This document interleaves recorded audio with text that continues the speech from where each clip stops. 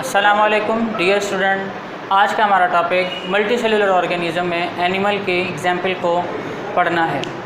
Multi cellular plant में हम multi cellular organism में प्लांट की एग्जाम्पल हमने ब्रासिका की पढ़ी, फिर हमने उसके रिप्रोडक्टिव पार्ट को समझा जाना। अब हम मल्टी सेलुलर एनिमल के बारे में स्टडी करेंगे। एनिमल में हमने फ्रॉग की एग्जाम्पल ली है। ये आपको यहाँ पे फ्रॉग बना हुआ नज़र आ रहा है। फ्रॉग के मुख्तलिफ बॉडी पार्ट्स और कुछ इंपॉर्टेंट इसका इंट्रोडक्शन हम पढ़ते हैं आज। अगले टॉपिक में इसके हम आगे सिस्टम्स को पढ़ना शुरू कर देंगे।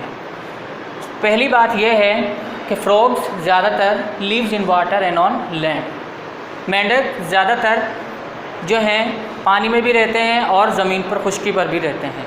इसीलिए मेंढकों को डुअल लाइफ एनिमल कहा जाता है, क्योंकि ये दोहरी ज़िंदगी गुजारते हैं, पानी में भी रह सकते हैं और ज़मीन पर भी रह सकते हैं। Swim in water and jumps on land. मेंढक की खासियत यह है कि जब ये पानी में होता है तो ये तैरता है अपने पाँवों की मदद से और हाथों की मदद से, और जब ये ज़मीन पर होता है तो ये लंबी लंबी बड़ी बड़ी छलांगें लगाता है। मेन पॉइंट आगे ये है membranes skin between its toes. Toes कहा जाता है इसके हाथ और पाँव में जो मौजूद उंगलियां हैं, फिंगर्स हैं, उनको टोज़ कहा जाता है। इनकी जो उंगलियां हैं उनके बीच में ये झिल्ली नुमा आपको खाल नज़र आ रही है, जैसे कि नज़र आ रही है। ये स्किन के बीच स्किन होती है मेम्ब्रेनस, इनके टोज़ के दरमियान ये स्किन मेम्ब्रेनस स्किन इनके टोज़ के दरमियान इनको मदद देती है पानी में तैरने में। अगला पॉइंट है in male frog first finger is thicker than another. अगर हमें एक नर मेंढक की और एक मादा मेंढक की हमें पहचान करनी हो, शनाख्त करनी हो, तो हमें कैसे पता चलेगा कि जो नर मेंढक होता है उसकी पहली जो उंगली होती है, अंगूठे के अलावा थंब के आगे वाली पहली जो उंगली होती है, ये बाकी उंगलियों से थोड़ी मोटी होती है। लिखा भी हुआ है यहाँ पे first finger is thicker than an other. Male frog में क्या होता है कि पहली फिंगर थंब के बाद दोनों हाथ और पाँव की मोटी होती है, जबकि फ़ीमेल में पहली उंगली के साथ सारी उंगलियां पतली पतली होती हैं। तो ये है मेल फीमेल फ्रॉग का फ़र्क। अब आते हैं इसके बॉडी पार्ट्स की तरफ। नो नेक और tail is present in the frog. मेंढक की बॉडी में ना ही कोई दुम होती है, ना ही इसकी गर्दन होती है। इसका सर डायरेक्टली इसके धड़ के साथ जुड़ा हुआ होता है।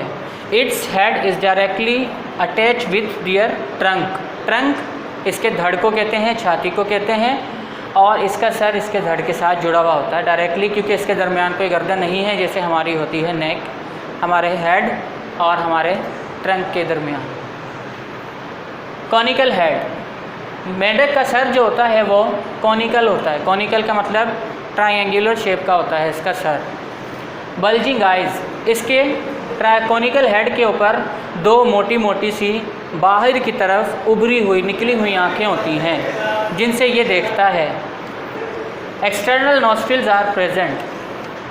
मेंढक के मुंह के अगली तरफ एक्सटर्नल बैरूनी नॉस्ट्रिल्स नथने होते हैं, जिनकी मदद से मेंढक सांस लेता है, ब्रीथिंग करता है, गैसेस एक्सचेंज करता है। Loose and slippery skin are present. मेंढक की जिस्म पर जो खाल होती है वो बहुत ही पतली, लूज ढीली ढाली, स्लिपरी चिकनी और चिपचिपी सी होती है। This skin use for gases exchange. मेंढक के खाल जो होती है, जो ढीली ढाली पतली सी चिकनी होती है, नमदार होती है, उस पर ऐसा महसूस होता है जैसे पानी होता है। तो इसकी स्किन गैसेस एक्सचेंज, गैसों के तबादले के लिए भी इस्तेमाल होती है, क्योंकि इसकी स्किन में बहुत पतली होती है और इसकी स्किन में ग्लैंड्स होते हैं जो कि आमतौर पर चिकनाई को ज़्यादातर खारिज भी करते रहते हैं। अगला पॉइंट है lay eggs in the rainy season. Female frog मादा मेंढक ज़्यादातर हैं। गर्मियों में बारिश का सीज़न जैसे ही शुरू होता है ये अपनी ब्रीडिंग शुरू करते हैं, रिप्रोडक्शन, और फीमेल फ्रॉग ज़्यादातर बारिशों के मौसम में ही अंडे देती हैं और अंडों से इनके फिर बच्चे निकलते हैं। हाइबरनेशन।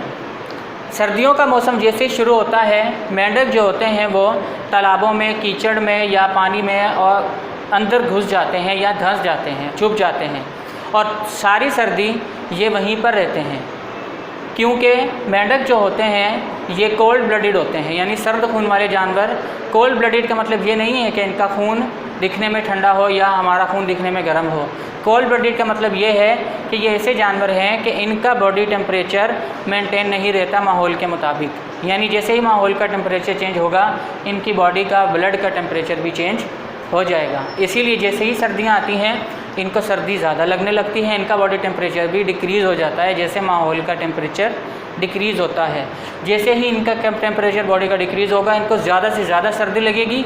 सर्दी से बचने के लिए ये अपने आप को कीचड़ में, तालाबों में, पानी में धंसा लेते हैं और वहीं पर सर्दियाँ गुजारते हैं। मेन बात आपको यहाँ पे आखिरी बताता चलूँ कि मेंढक की दोनों आँखों के पास एक टाइम्पेनिक मेम्ब्रेन होती है।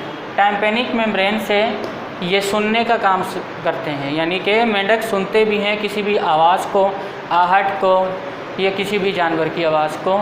अपनी शिकार की मौजूदगी का पता भी अपनी टाइम्पेनिक मेम्ब्रेन से ही लगाते हैं। तो ये थे फ्रॉग के मुख्तलिफ़ किस्म के पार्ट्स। अगले टॉपिक्स में हम इंशाल्लाह इसके ऑर्गन सिस्टम्स के बारे में पढ़ना शुरू करेंगे। Thank you very much.